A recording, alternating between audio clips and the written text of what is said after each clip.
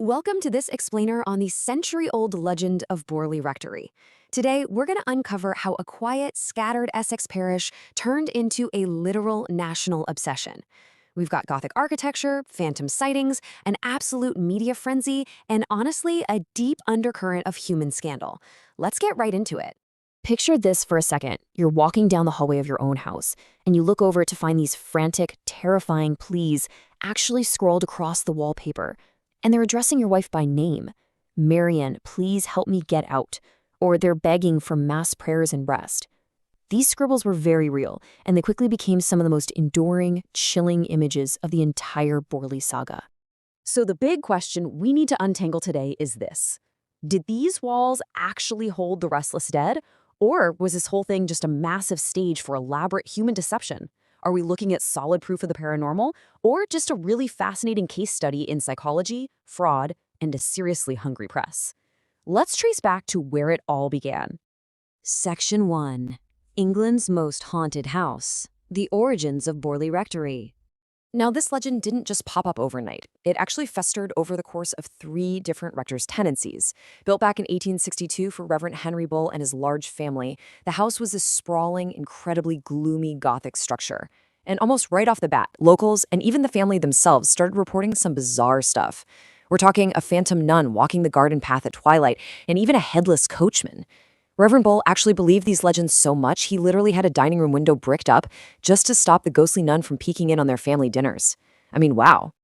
Over the decades, the sheer volume of these reports was just staggering. It was like an invisible siege. Visitors reported a headless coachman driving horses right through the parish. You had servant bells ringing violently, even though they were completely disconnected from their wires.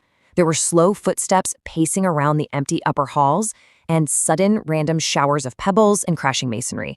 If you lived there, it really felt like the house was under a constant, unseen attack. Section 2. Media and the poltergeist. Enter the Daily Mirror and Harry Price. Things totally exploded into a massive media sensation in 1929. The new tenants, Reverend Guy Smith and his wife, found a brown paper package hidden in a cupboard, and inside, a young woman's skull. Naturally terrified, they called up the Daily Mirror newspaper, trying to get in touch with the Society for Psychical Research. This media frenzy brought in Harry Price, who was basically a celebrity ghost hunter at the time. Price was charismatic, and he treated the paranormal as an emerging science that needed equipment and rigorous observation. Psychical research was essentially the true crime obsession of the 1920s. But here is where it gets super interesting. There's an incredible coincidence here. The most dramatic supernatural activity seemed to mysteriously follow Price himself. The very day he arrived, June 12, 1929, everything escalated. Stones and vases were flying, spirit messages were being tapped out on a mirror frame. But the second Price left the property, total silence. The violent events just stopped. Mrs. Smith actually later suspected that Price, who, by the way, was an expert conjurer, might have been faking the whole thing himself. Section 3. The Foyster years, the peak of the haunting. Between 1929 and 1932, this haunting hit its absolute peak. Get this, Harry Price famously reported that over 2,000 unbelievable paranormal phenomena took place inside the rectory. 2,000. This era really kicked off when Reverend Lionel Foyster and his much younger wife, Marianne, moved in around October 1930. And pretty quickly, the poltergeist activity seemed to lock in and aggressively center around Marianne's. The reports from the Foyster years are just wild. We've got this dramatic account from a professional medium who visited the house, claiming the rector literally saw a pencil rise into the air on its own and right on the wall. No hand visible at all. Marianne herself reported being violently thrown from her bed by invisible forces. She was dodging heavy objects flying across the room, dealing with randomly shattering windows. Reverend Foyster even tried performing exorcisms, only to get smacked in the shoulder by a fist-sized stone right in the middle of a prayer. It was total chaos. Section 4. Price takes the keys, the blue book, and the fire. After the Foysters finally packed up, Harry Price actually leased the empty rectory himself in 1937. He brought in 48 volunteer observers, mostly college students, and gave them this strict blue book of rules to log absolutely every knock, flicker, and footstep. And man, the theatrical timing of this case is something else. During a seance in March 1938, they apparently contacted a spirit named Signex Amirez. This spirit made a bold prediction. The rectory would burn on February 27, 1939, and hidden bones would be found. Well, exactly 1 year later, on that precise date, the new owner accidentally knocked over an oil lamp in the hallway. Because the house had no electricity and relied on a well, it was completely gutted by the flames.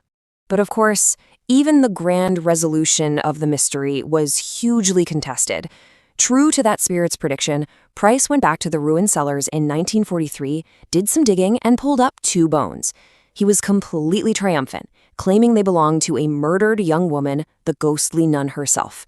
The local villagers, though, they were whispering that those were just animal bones, specifically pig bones.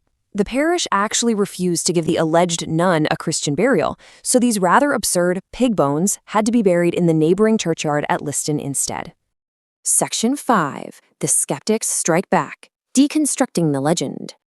Years later, after Harry Price passed away, the prestigious Society for Psychical Research put out a massive report in 1956. 3 respected researchers took the whole Borley saga and put it under a microscope of cold, hard scientific scrutiny. And the contrast is pretty wild. Take Marianne being thrown from her bed by evil ghosts. According to the report, Marianne was actually using the poltergeist as a really convenient cover-up for a secret affair she was having with the family's lodger, Frank Peerless. The ghosts were literally an alibi to explain away strange noises and closed doors to her aging husband. And the kicker? Marianne actually admitted to this deception later on. And it doesn't stop there. The entire tragic backstory of the walled-up nun, completely debunked. The legend said a 14th century monk and nun were executed for their forbidden love, but historical records prove that no monastery or convent ever existed in Borley. The whole tale was an absolute fiction, likely ripped straight out of popular Victorian novels like Rider Haggard's Montezuma's Daughter. It was just a highly romanticized ghost story grafted onto a very spooky-looking house. Ultimately, skeptics concluded that this haunting was just an explosive mix of earthly factors.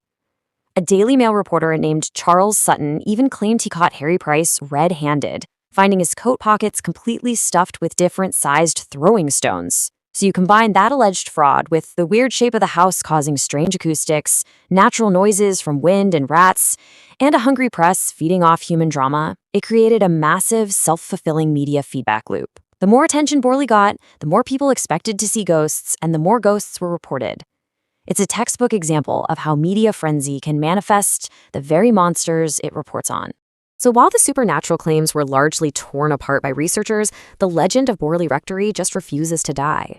The building itself was demolished way back in 1944, but we're left with this lingering question. Really think about it. What is more fascinating here? A physical house that's truly haunted by the dead, or a story haunted by the desires, the affairs, the media manipulation, and the blatant deceptions of the living? The human psychology driving the Borley Rectory legend might just be the absolute best ghost story of all. Thanks so much for joining me on this explainer, and remember to always keep questioning what you see in the shadows.